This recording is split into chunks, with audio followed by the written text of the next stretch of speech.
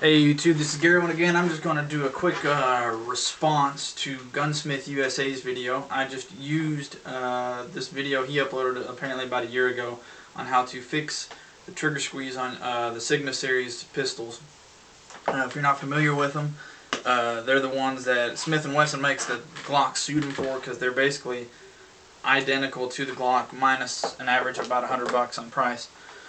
So before we get rolling, there you go, it's cleared. All you do is you take two springs out of the trigger mechanism, and it's not hard to do. All you need is a small punch. All I did was I took my Leatherman.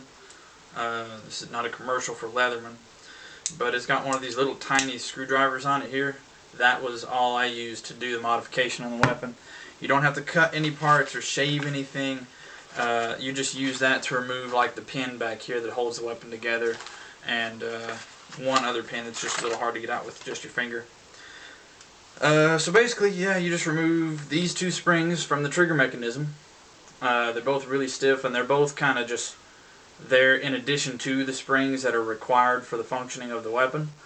I've heard rumors that the stiff trigger pull was the result of the lawsuit between them and Glock. I don't know anything about that. All I know and all I care about right now is the fact that GunSmithUSA's trigger fix works outstanding. We just charged it when I cleared the weapon, so I'll go ahead and demonstrate. I mean, you guys can't see how many pounds I'm putting on it, but just an FYI, it is a lot softer than it used to be. I've charged it 10-20 times. No problems, no malfunctions.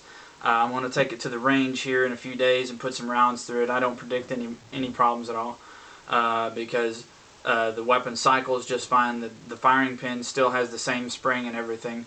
The only thing affected is the amount of tension on the trigger. Now, the travel distance from front to back where the weapon fires is still the same, but the amount of pressure you have to apply to get it there is greatly reduced. I've heard that it's somewhere in the neighborhood of about 4 pounds as compared to 7 or 8. So definitely give his video a look. I'll put a link to it in the description. Maybe he'll even feature my video as a response to his walkthrough. Maybe not. But definitely give it a shot. It was really easy. The instructions he gave were definitely easy to follow.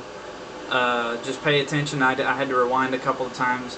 But just pay attention to detail. If you're not comfortable working on the pistol, I mean, definitely get a buddy, because there is one little spring you got to kind of rock in, and it's a little tricky. But definitely easy to follow, great video, and great fix for an otherwise, in my opinion, stupendous weapon. Questions, comments, concerns, leave them below. I'll address them as quick as I can.